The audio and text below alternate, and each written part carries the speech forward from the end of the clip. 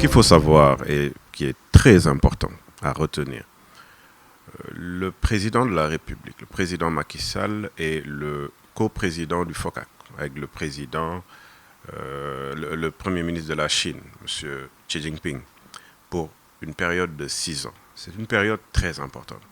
On sort aujourd'hui, à la fin de l'année dernière, de la première exposition de l'importation chinoise, où il y avait énormément de pays, quasiment 120 pays, avec la particularité, sur les 22 pays invités, il y avait le Sénégal, 6 pays africains, dont le Sénégal.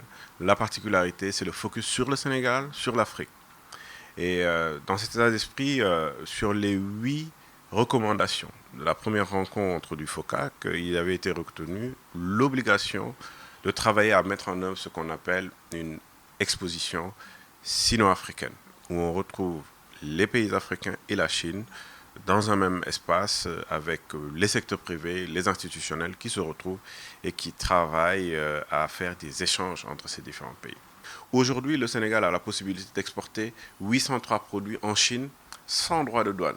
On n'en exporte pas plus de 15. L'objectif, c'est que notre secteur privé puisse montrer quelles sont les opportunités commerciales sénégalaises pour que les hommes d'affaires sénégalais puissent exporter en Chine sans droit de douane. L'Expo internationale d'horticulture, c'est une exposition internationale au plus haut niveau qui dure 6 mois. Elle a démarré depuis 1 mois et elle va finir au mois d'octobre.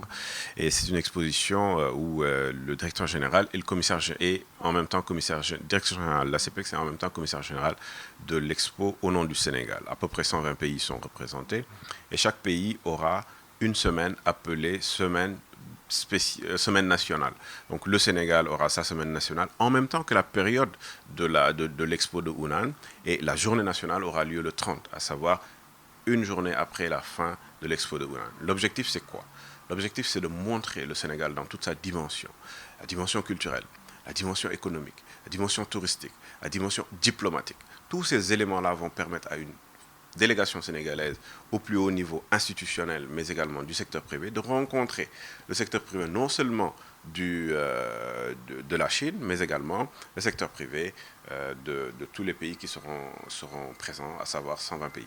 Et l'objectif, c'est de dire que ces hommes d'affaires sénégalais vont rencontrer également des hommes d'affaires qui sont de toute origine pour pouvoir également avoir des liens à l'export. Le Sénégal, depuis la mise en œuvre, le début de la mise en œuvre en 2014 du plan Sénégal émergent, le volet économique du plan Sénégal émergent, c'est la transformation structurelle de l'économie. Vous voyez comment ça change. Une croissance économique qui était erratique, qui était à 1,5, qui aujourd'hui est arrivée à 6,5 jusqu'à 7,2. Une croissance économique dans les secteurs d'activité qui portent la croissance, dans l'industrie, avec des secteurs qui sont des zones économiques spéciales intégrées, à Diamniadio, à Sandiara, à Dias, etc., où une forte production sera mise en œuvre, et surtout une particularité, à savoir à peu près donc l'intégration de tous les secteurs économiques pour un secteur économique qui produit beaucoup, à haute valeur ajoutée, mais également à haute intensité de main-d'œuvre. Ça, c'est le premier élément. Le deuxième élément, c'est que la production, ce sera pour le marché national, mais également pour des secteurs qui portent les exportations sénégalaises. Nous avons travaillé depuis à peu près 7 ans pour qu'on inverse la tendance, surtout de la balance commerciale. Aujourd'hui, le Sénégal est arrivé à une croissance des exportations soutenues chaque année. En moyenne, on tourne autour de 10%. Je vous donne juste l'exemple de la dernière année. Le Sénégal est passé de 1373 milliards à l'export. Aujourd'hui, on est à 1699 milliards à l'export. Cela veut dire quoi? Cela veut dire que le Sénégal est devenu aujourd'hui un grand pays exportateur. Cela veut dire que le Sénégal aujourd'hui change complètement la tendance à l'exportation.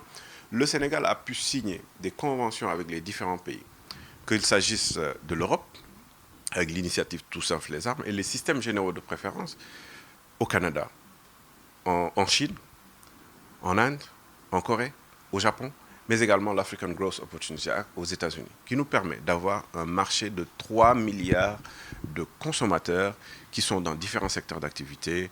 Nous sommes dans la pêche, premier secteur d'exportation, dans l'agriculture. Vous voyez, aujourd'hui, quand je prends l'agriculture, il y a de cela 6 ans, nous n'étions pas exportateurs quasiment d'arachide.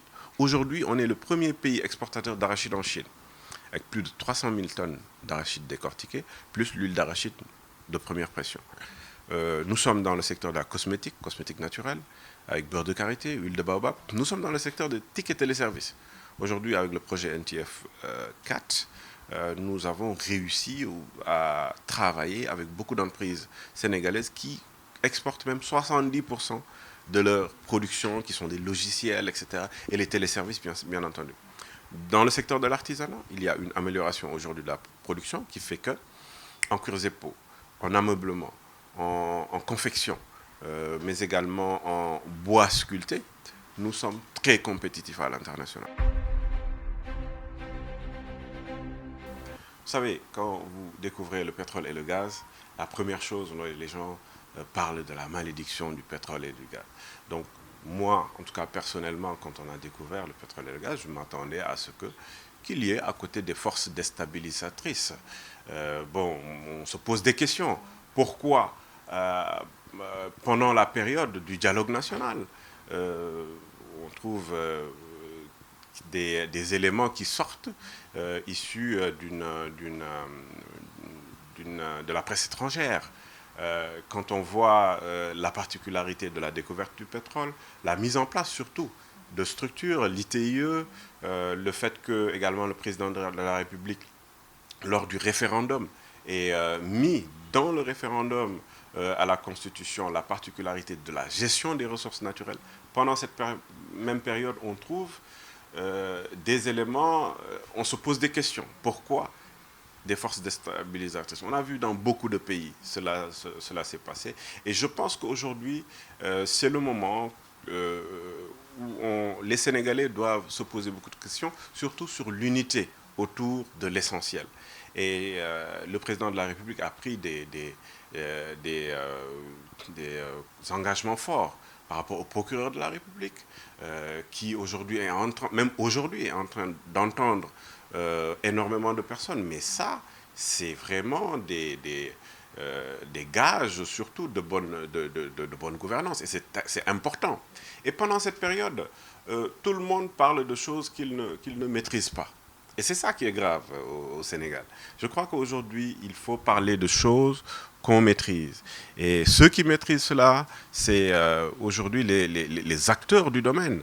Le procureur est en train d'entendre les uns et les autres. Et c'est important que les uns et les autres donnent les informations au procureur de la République, parce que tout simplement, le président de la République a eu à quand même mesurer aujourd'hui l'importance que les Sénégalaises et les Sénégalais donnent aux ressources naturelles. C'est pour ça qu'il a pris, pendant toute cette période-là, une batterie de mesures, l'ITIE, l'initiative de la transparence, le fait que les contrats également soient publics, soient rendus publics, et maintenant le procureur qui s'autosaisit et qui est en train aujourd'hui d'entendre les uns et les autres. Mais écoutons les hommes de l'art, attendons que cela soit entendu, et après on verra donc ce qui va se faire. Comme on dit, nous sommes une entité qui constitue une coalition, deux coalitions. Vous savez, même dans le cadre d'un parti politique, on ne peut pas avoir une unanimité. Surtout maintenant dans le cadre d'une coalition, deux coalitions, qui est la seule coalition de coalitions au pouvoir, qui est restée presque 8 ans, c'est notre 8e année, en vie, et qui a eu à se bonifier, qui a eu à augmenter le nombre de membres.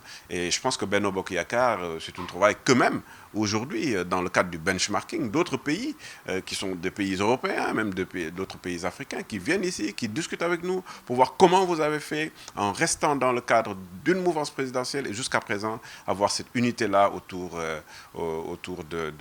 des différents leaders. Moustapha Niasse pour l'Alliance des forces de progrès, le leader de Benno Bokk Yakaar, le président de Benno Bokk Yakaar, Macky Sall, qui également travaille dans le cadre synergique.